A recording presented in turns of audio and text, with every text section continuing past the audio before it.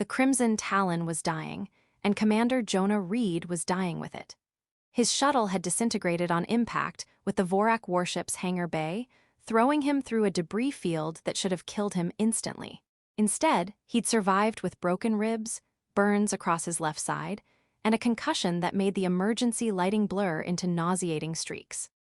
The Vorak battlecruiser had taken critical hits in the same engagement that shot him down, and now both human and enemy vessel were adrift in the Tandro's expanse, leaking atmosphere and hope in equal measure.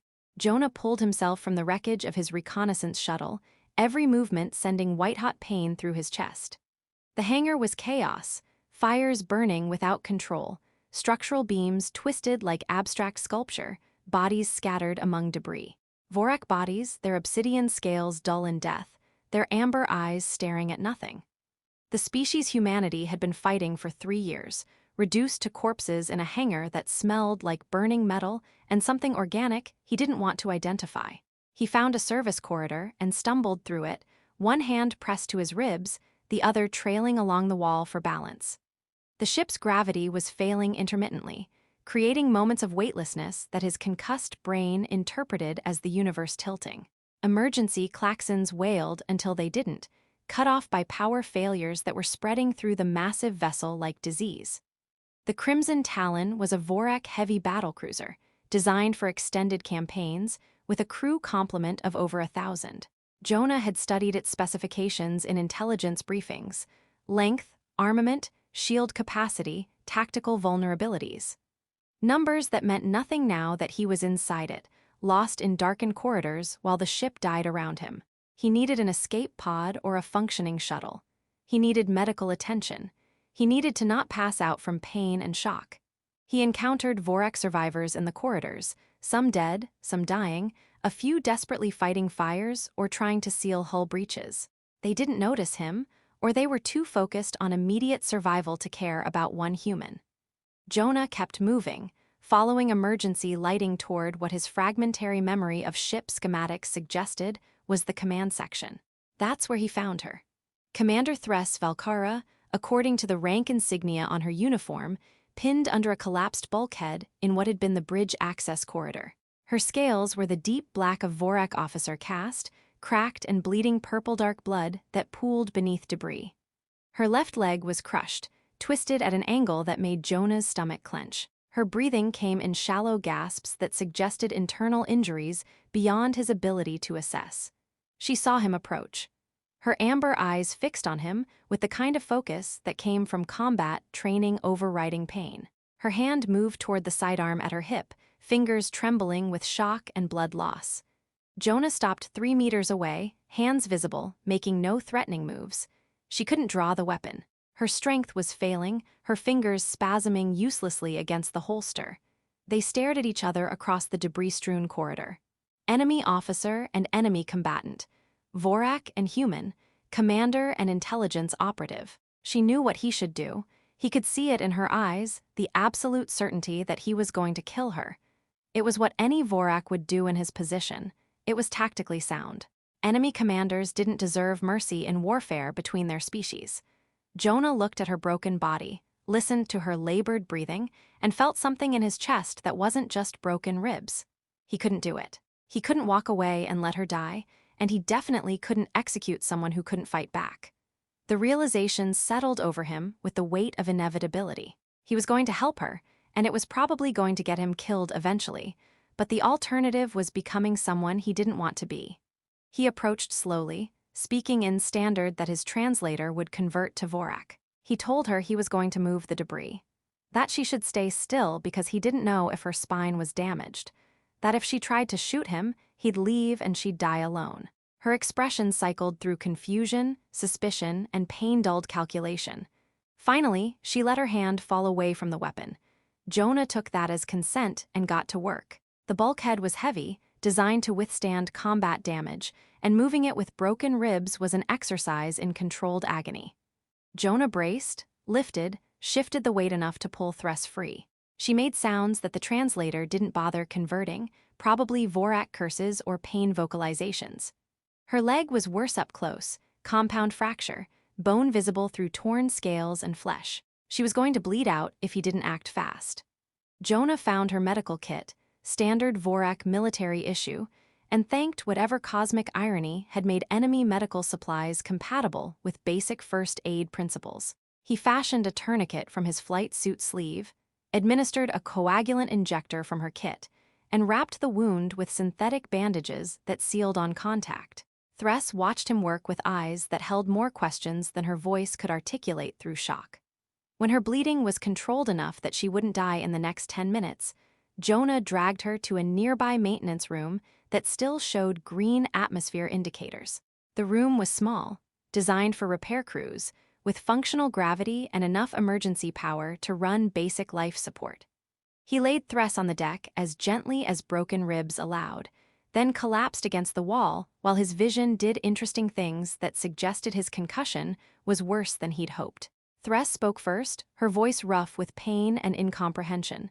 She asked in heavily accented standard why he was helping her. Jonah didn't have a good answer beyond the obvious. She was dying. He wasn't interested in watching people die when he could prevent it. This response seemed to confuse her more than clarify anything, but she didn't press the issue. Shock was setting in, and talking required energy she didn't have. Jonah spent the next hours alternating between treating his own injuries and keeping Thress stable. The ship continued its slow death around them, power flickering, hull breaches spreading, the constant background noise of structural stress as the Crimson Talon came apart piece by piece. By the second day, Jonah had established a routine that kept them both alive. He'd found a functioning medical station 3 sections over and dragged supplies back to their maintenance room refuge. Vorak medical technology was sophisticated, designed for their denser physiology, but adaptable enough that he could use diagnostic scanners to verify Thress's internal injuries weren't immediately fatal. She had a punctured lung that was healing slowly with the help of Vorak regenerative compounds, internal bleeding that had been stopped by the coagulants, and that shattered leg that would take weeks to heal properly even with their advanced medicine. His own injuries were less severe, but still limiting. The broken ribs made breathing an adventure, and the burns across his side had blistered impressively before Vorak dermal regenerators started healing them. The concussion was improving, or at least he could focus for longer periods without the world spinning. He'd found food in a galley that still had power, Vorak rations that tasted like salted cardboard, but provided nutrition his body desperately needed. Thress recovered enough to sit up, to drink water, to watch Jonah with an expression that cycled between suspicion and confusion. They talked in careful bursts, enemy combatants trapped together without the structure of active warfare to define their interactions. She asked about his mission. He admitted he'd been running reconnaissance on Vorak fleet movements when fighters intercepted him. She asked if he had family waiting for him. He mentioned parents on a colony world, a sister in human naval service, people who'd assume he was dead when his shuttle didn't return. He asked about her command. She explained she'd led the Crimson Talon for 3 years, earned her position by defeating challengers in ritual combat as Vorak custom demanded. Her crew had been returning from a successful raid on human supply lines when his people's fighters ambushed them. The battle that followed had damaged both sides catastrophically. Her ship was dying. His shuttle had been destroyed. Neither side had won anything except casualties. The conversation revealed fundamental differences in their worldviews. Thress described Vorak culture as built on strength through domination. Weakness was death. Mercy was tactical failure. Enemies existed to be eliminated or subjugated. She'd been raised in military academies where compassion was trained out of cadets, where showing empathy to opponents was grounds for dismissal. Combat excellence was the highest virtue. Personal feelings were irrelevant to duty. Jonah countered with human philosophy about proportional response, about distinction between combatants and non-combatants, about trying to maintain ethical frameworks even in warfare. Thress found this baffling. In Vorak terms, ethics were luxuries the strong imposed on the weak. You fought to win, used every advantage, showed no mercy that enemies could exploit. Anything less was just slow suicide. Their debates became a strange ritual during the long hours waiting for rescue that might never come. Jonah would explain human concepts like rules of engagement and just war theory. Thress would counter that such rules only mattered when both sides followed them, and Vorak didn't. He'd point out that abandoning ethics to match enemy brutality just meant everyone lost their humanity, or Vorak equivalent. She'd argue that keeping your humanity while losing wars meant extinction. Neither convinced the other, but the conversations revealed complexities that propaganda on both sides obscured. Thress wasn't a monster. She was a product of a culture that shaped individuals into efficient military instruments. Jonah wasn't naive about warfare's necessities. He'd killed Vorak in combat, would likely kill more if he survived. But he drew lines that Vorak culture didn't recognize, and those lines included not executing helpless enemies. On the fourth day, Thress could move around the maintenance room, though walking on her healing leg was still difficult. She'd recovered enough that the power dynamic between them had shifted. She was senior officer, technically his captor if they acknowledged military hierarchy. He was the one keeping her alive, which gave him leverage her culture struggled to process. They existed in strange equilibrium, enemy and caretaker, prisoner and medic, two people keeping each other alive while their respective sides searched for them. The ship's distress beacon was damaged but might be transmitting intermittently. Rescue could come from human forces or Vorak fleet, with very different outcomes depending on which arrived first. Jonah had multiple opportunities during those 4 days to kill Thress. When she slept, vulnerable and healing. When he had medical tools that could be weapons. When her weakness would have made resistance impossible. He never did. The choice not to kill became its own kind of statement, one that Thress clearly struggled to understand. On the fourth day, Thress confronted him directly. She'd been watching him work on environmental control repairs, her amber eyes tracking his movements with an intensity that suggested she was working up to something. Finally, she asked the question that had been consuming her. Why hadn't he killed her? Jonah stopped working and turned to face her. She was sitting against the wall, her healing leg extended, her expression absolutely serious. She elaborated, he'd had chances. Multiple chances. When she was unconscious, when she was helpless, when a quick action would have eliminated an enemy commander and been entirely justified by any military standard either of their peoples recognized. Why spare her? Jonah considered the question carefully. He said he didn't kill helpless people because that's not who he chose to be. War created situations where killing was necessary. He'd shot Vorak pilots in combat, would do so again if he had to. But killing someone who couldn't fight back wasn't warfare. It was execution, and he wasn't an executioner. Thress didn't understand. She argued that by Vorak standards, his mercy was weakness that invited exploitation. If their positions were reversed, if she'd found him wounded and helpless, Vorak protocol would have demanded she eliminate him or leave him to die. That's how you survived in a universe that respected only power. Showing compassion to enemies just meant they'd have another chance to kill you later. Jonah countered that maybe that's why their peoples kept fighting, because both sides thought strength required cruelty. He believed survival didn't require murder when mercy was possible. You could choose to be strong without being brutal. Victory didn't demand stripping away your humanity or whatever made you who you were. Those were choices, not necessities. Thress was silent for a long time, processing this. Then she told him about Vorak culture in detail he hadn't heard before. How children were raised in martial academies where compassion was identified and suppressed. How advancement required demonstrating ruthlessness in simulated and real combat. How she'd killed her first sentient being at age 14 in a training exercise, and her instructors had praised her efficiency. How showing mercy to that opponent would have ended her military career before it started. She'd become commander by defeating 3 challengers in ritual combat, fights to submission or death, where mercy was shameful. She'd killed dozens of enemies in actual warfare. She'd never spared anyone who couldn't fight back because that wasn't what Vorak did. That wasn't what strength meant in her world. Jonah asked if that culture made her happy. The question visibly startled her. Happiness wasn't a factor in Vorak military culture. Duty, honor, strength, these mattered. Personal satisfaction was irrelevant. You served, you fought, you dominated or died trying. Emotional fulfillment was a luxury civilians might consider, not military personnel. But the question planted something in Thress's mind.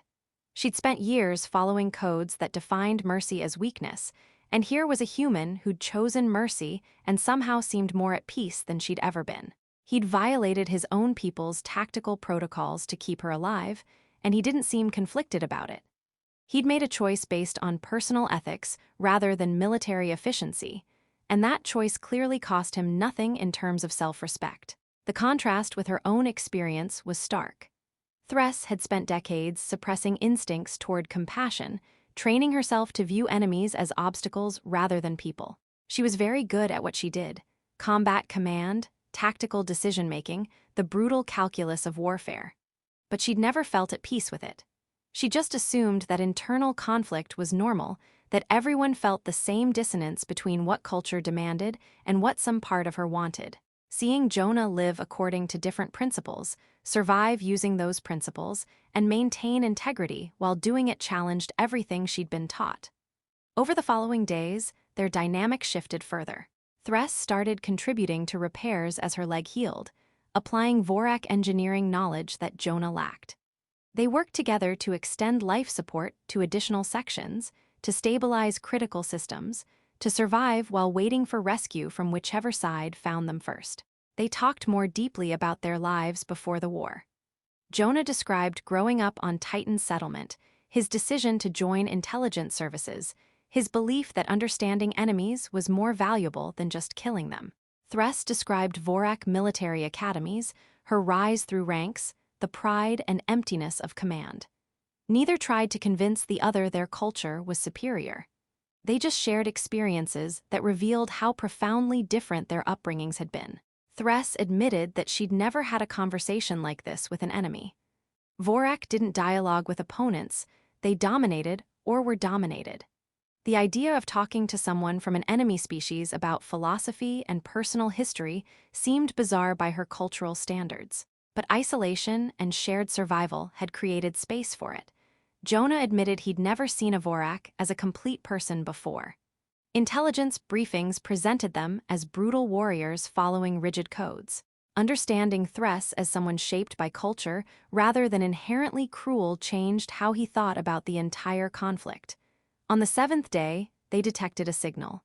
A ship was approaching, drawn by the intermittent distress beacon.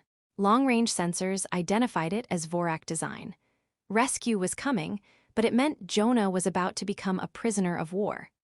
Thress watched Jonah process the information that Vorak rescue was inbound. She saw him accept it without panic, without attempts to hide or fight or do anything that would be both useless and suicidal. He just nodded and asked how long until they arrived. She told him maybe 2 hours. He used that time to finish the environmental repairs he'd been working on, ensuring the maintenance room would remain habitable even after they left. She asked what he would have done if human rescue had arrived first. Jonah admitted he probably would have helped her escape rather than let his own people capture her. After 8 days keeping her alive, handing her over to interrogation seemed wrong. It would have violated the implicit trust they'd built, turned their survival partnership into betrayal. This answer shook Thress deeply. He would have sabotaged his own side's intelligence gathering for her sake. That wasn't weakness or naivety. It was a level of integrity her culture didn't have frameworks to process. She told him his superiors would have court-martialed him for that. Jonah shrugged and said maybe, but he'd still have been able to look at himself without shame. The Vorak rescue ship docked with violent precision, cutting through damaged hull sections to reach the Crimson Talon's interior. Soldiers boarded with weapons ready, expecting resistance or discovering why the battlecruiser had gone silent. They found their commander alive, recovering, and accompanied by a human who hadn't been restrained or disarmed. Their reactions were immediate: weapons trained on Jonah, demands for his surrender, preparation to execute an enemy combatant found aboard a Vorak military vessel. Thress stopped them with a command that carried absolute authority. This human was under her personal protection. He would be treated as prisoner of war with full protocols, not as enemy to be eliminated. Her soldiers were visibly confused. Vorak protocol for enemies found aboard military vessels was summary execution to prevent intelligence compromise. But Thress was commander, and Vorak military hierarchy was absolute. Her order superseded standard procedure.